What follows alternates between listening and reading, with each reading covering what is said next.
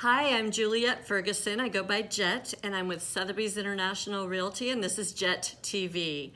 And today I would like to interview and welcome Jerry Forbes of Morrill and Forbes, and he is the local expert on chimneys and fireplaces.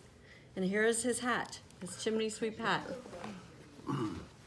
So today we were chatting a little bit before about the importance of having inspections during the sale of a property, during the escrow period, and inspections related to fireplaces and chimneys for personal safety. Well, it's very important to have your chimney looked at. People always say, how often should you have it cleaned? Forget that. Have it inspected so that you can see what does it look like inside. Okay. Is everything inside as it should be? Is the crown, which nobody can see, is that in good shape, or is water intruding into the crown?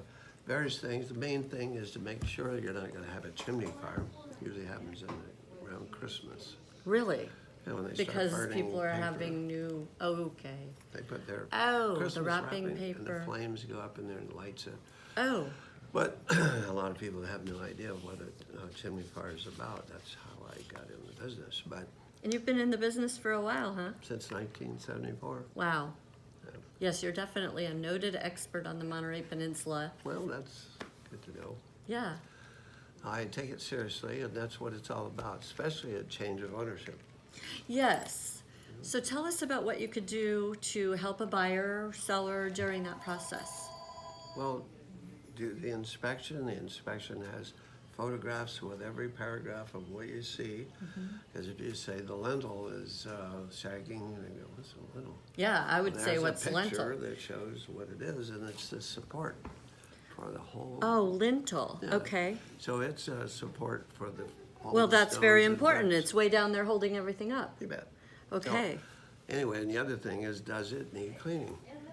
If it does, then you clean it, and at that time you're seeing the flue tiles. Okay. They're terracotta flue tiles, and whether they have cracks or missing mortar or whatever.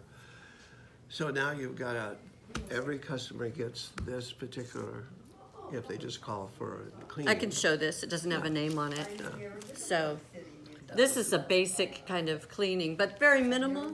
Yeah. Yeah. Well, that's you inspect everything. You go to the top, you measure everything, you measure the ID and OD of the flue, the opening of the firebox, all this goes into our files. But on the chance we might find something that should be noted, we note it. Good. And then it's up to them to say, well, yeah, I'm going to get that taken care of. Right. Their choice, but you're noting it. Right. What if they wanted a deeper inspection because they're concerned about something, or they want to just know it's safe to buy a Well, house? there's different levels.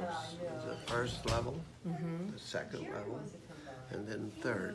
First level is this one, where you just go out and you can visually see everything. You don't have to open any doors or unscrew anything. Okay. Level 2 is where you go in and thoroughly go through it and access everything you can access to see the chimney underneath the house, Okay. foundation, what To you see can it see under in the house? Yeah, well, there's a foundation underneath the house, and that supports the whole chimney. Okay. So you do that, then there's level 3, and that's where there are areas you have to literally take things apart and get into these areas to find out why it's doing what it's doing, or Right. what it's going to take to repair it. Okay. So the main thing is inspection above everything else.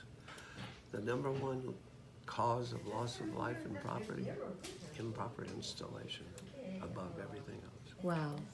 So if you find something. So it's common that a 1950s or 60s fireplace Very. might be incorrectly installed? Yeah, they're pretty much so. There's a lot going on then, a lot of houses being built fast, and either the chimney's too short.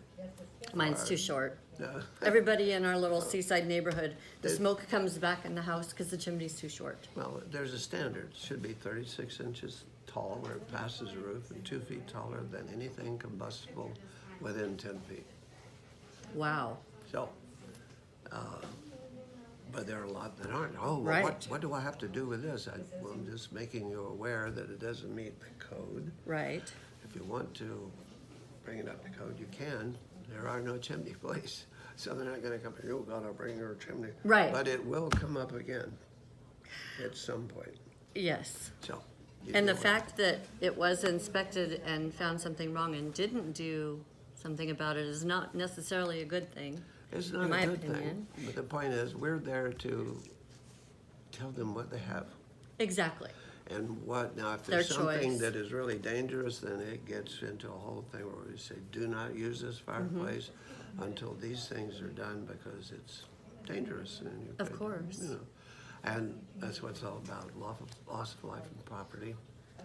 And they have found, like I said, the number one cause with these fireplaces are stoves, improper installation. Wow. Always above everything else. And your company, because there are a few companies that do cleaning, your company can actually fix the masonry and Yes. the whole works, right? Sure, well, full service. Okay. So and you have the heater install things. What are they called?